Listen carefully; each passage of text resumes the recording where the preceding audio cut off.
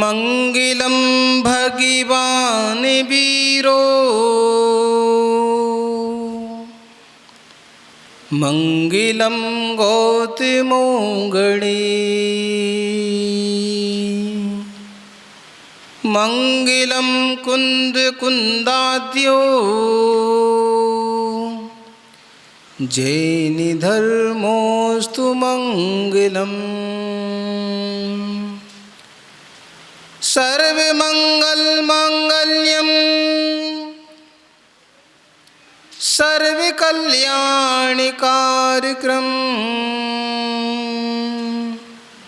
प्रधानं सर्वधर्माणां जैनं जयतु शासनं जैनं जयतु शासनं। बोलिए अनंत अनंत सिद्ध परमेष्टि भगवान की जय। आचार्य भगवान श्री 108 विराग सागर जी महाराज की जय। राजसंश्रम मुनि श्री 108 विहर सागर जी महाराज की जय। पंच परमेष्टि भगवान की जय। चलो परम पूज्य 108 धर्मवीर मुनि श्री विजय सागर जी महाराज की मुनि संघ की।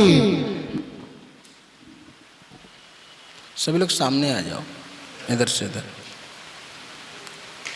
आ जाओ। हाँ, इधर आ जाओ सब लोग।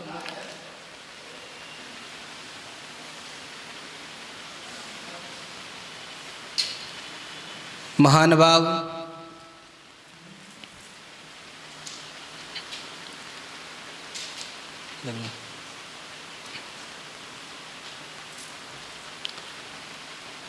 आज महाराज श्री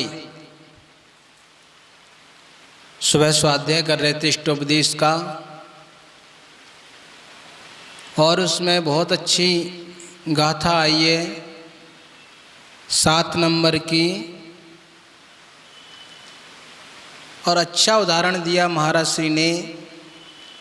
जैसे अभी बरसात हो रही है, कितने दिन से हो रही है, पर सूर्य का समय है, सूर्य दिख नहीं रहा है, बादलों से ढका हुआ है। उसी प्रकार हर व्यक्ति के अंदर संपूर्ण ज्ञान तो है। ऐसा संसार में कौन सा व्यक्ति है जो ज्ञानी नहीं हो। अभी आप लोगों में से किसी को बैठा दिया जाए और कहीं ज्ञान की बातें चल रही हों तो बड़ी सुंदर सुंदर बातें चालू कर देते हैं कि ऐसा होता है, ऐसा होता है, ऐसा होता है। पर जब कभी ऐसी स्थिति फंस जाए जिस समय ज्ञान यूज करना है, तो उस समय व्यक्ति ज्ञान यूज नहीं करता है।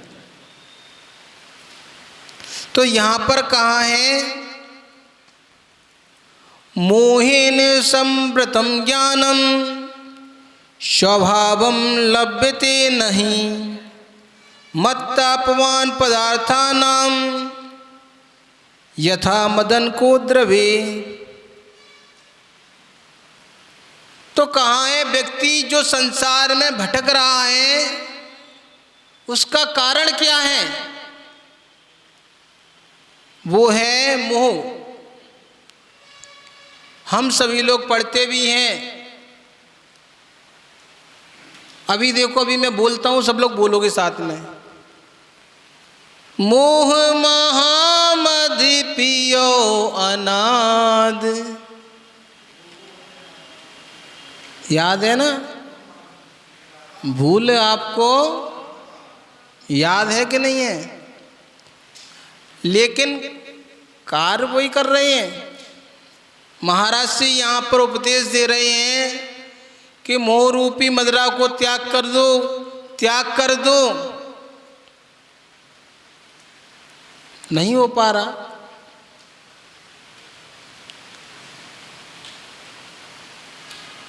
सोचो, आज महाराज जी ने बोला कि रामचंद्र जी छायक सम्यक दृष्टि जीव थे, उसी भव से तद्भव मोक्षगामी जीव थे, मोक्ष जाना है। पर सीता के मोह ने उनको ऐसा कर दिया कि कुछ दिखाई नहीं दिया। सीता ने कहा वो सोने का मृग है, उसको लेके आओ। तो मोह की दशा देखो कि जिस जीव को मोक्ष जाना है इसी भव से, वो एक हिरण के पीछे पड़ा है धनुष बाण लेके। पड़ा है कि नहीं पड़ा है? तो ऐसी मोह की दशा जिसमें महाराज जी प्रतिदिन बताते रहते हैं कि हमें कैसे दूर रहना है, राग द्वेष भी करना। महाराज जी ने कहा मोह पिताजी और राग द्वेष उनके कौन है? बेटे। राग करोगे, जिससे राग होगा भविष्य में द्वेष उसी से होगा, कोई अलग से नहीं आता। व्यक्ति जो अपना खास होता है दुश्मन वही हो जाया करता है। हम लोगों ने रामायण देखी है, विभीषण सगा भाई था रावण का। कौन था? एक मां से जन्मे। भेद किसने बता दिया कि भैया यहां मार दो तो मर जाएगा। अब बताओ, जब एक मां के जने लड़के आपस में एक दूसरे के लिए मृत्यु का संदेश दे सकते हैं, तो ये तो सब बाहर के लोग हैं, किस पे भरोसा करोगे? कोई बाहर का तो नहीं था। मरने का कारण कौन बना? भाई। इसलिए क्या कह दिया? घर का भेदी पूरी 1 लाख पूत 1.25 लाख नाती जाके घर में सब मरवा दिए एक बताने से। बताओ, तो ये बहुत कहा है संसार में किसी को अपना नहीं समझो। एक रामचंद्र जी का उदाहरण और आता है। मोह के कारण लक्ष्मण जी को 6 महीने तक मृत शरीर को लेकर घूम रहे थे कि नहीं घूम रहे थे? किसकी दशा है ये? तो यहां आचार्य भगवान कह रहे हैं कि मोह से आवृत ज्ञान निश्चय से स्वभाव की को प्राप्त नहीं होने देता। जैसे नशीले कोने के खा लेने से अब कोई शराब पी ले, इतनी शराब पी ले उसकी आंखें नहीं खुल रही हैं, तो मां में और बीवी में कोई फर्क नहीं करता है। वो तो आता है, गाली देता जाता है, चलता जाता है। तो उनमें एक शराबी व्यक्ति में एक हम में क्या फर्क है?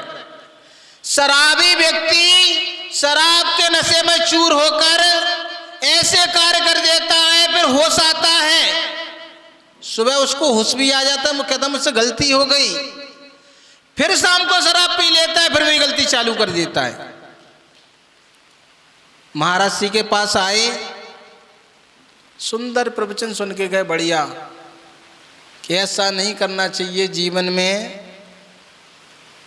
और यहां से बाहर जाते ही सब भूल गए। क्या याद रह गया? रोटी, कपड़ा और मकान, ये चाहिए भैया, बच्चे के लिए ये करना है। तो आज हम परेशान क्यों हैं? ये मोह के कारण ही परेशान है जीवन में। कहा है मोह की उत्कृष्ट आयु कितनी होती है? 70 कोड़ा कोड़ी सागर। अब कोड़ा कोड़ी तो बहुत होता है, सागर पर्यंत। सागर तो जानते ही हो, सागर का सभी लोगों ने उदाहरण समझा होगा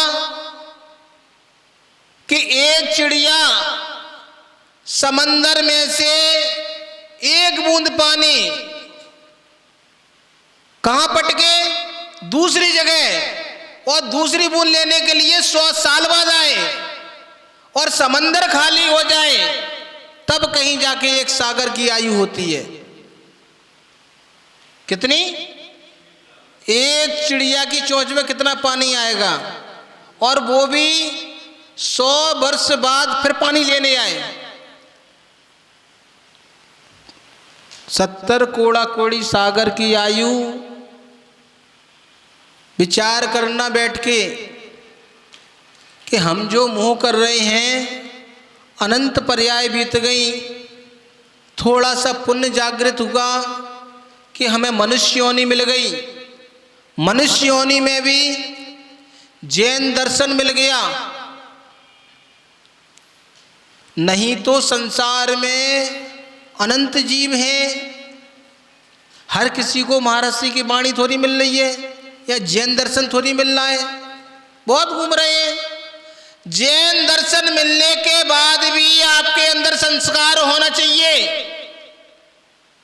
पता नहीं ग्वालियर में कितने सारे जैन हैं, पर हर किसी के अंदर संस्कार नहीं है महाराज जी के पास जाने का, मंदिर जाने का नहीं है संस्कार। वही कार्य कर रहे हैं, सुबह सोकर उठकर खाना पीना घूमना फिर सो जाना। संस्कार होना मंदिर जाने के, और कहीं पुण्य जागृत हो जाए तो महाराज जी मिल जाए, अहो भाग्य हमारे। और अगर फिर भी अगर हम नहीं सुधर पाए तो कहां जाना पड़ेगा? जहां से आए थे निगोद ही जाना पड़ेगा, और कहीं जगह नहीं है।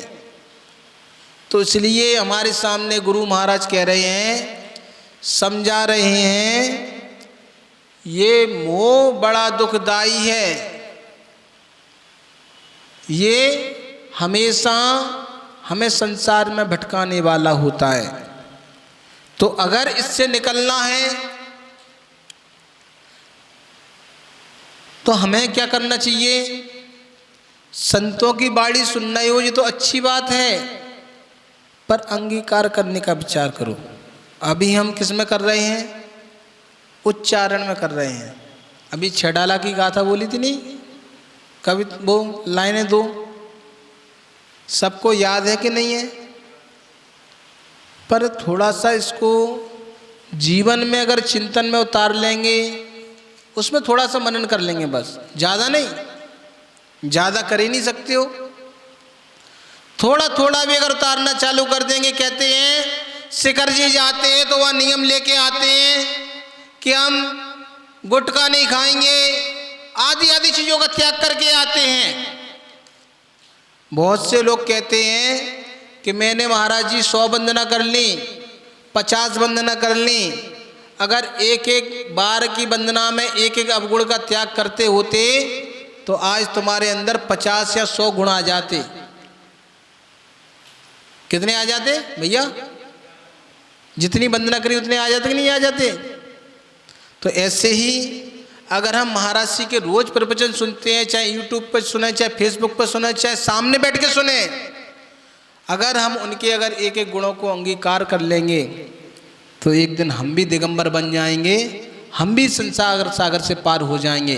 तो महानुभाव ऐसी कारिका हमारे पूज्यपाद स्वामी जी ने बोली है कि मोह से ढका हुआ ज्ञान हमें रुलाता है, लेकिन जब हम गुरु की वाणी को सुनते हैं तो वही सूरज जो बादलों से ढका हुआ है ज्ञान रूपी, तो एक दिन प्रकाश हो जाता है और कहीं आवश्यकता नहीं पड़ती, स्वयं पूरे संसार को प्रकाशित कर देता है। जैसे भगवान ने केवल ज्ञान प्रकट कर लिया और पूरे संसार में शांति हो जाती है, विकास हो जाता है, ऐसे ही हम भी उन गुरु के गुणों को अंगीकार करेंगे तो एक दिन हमारे जीवन में भी प्रकाश होगा। बोली भगवान महावीर स्वामी की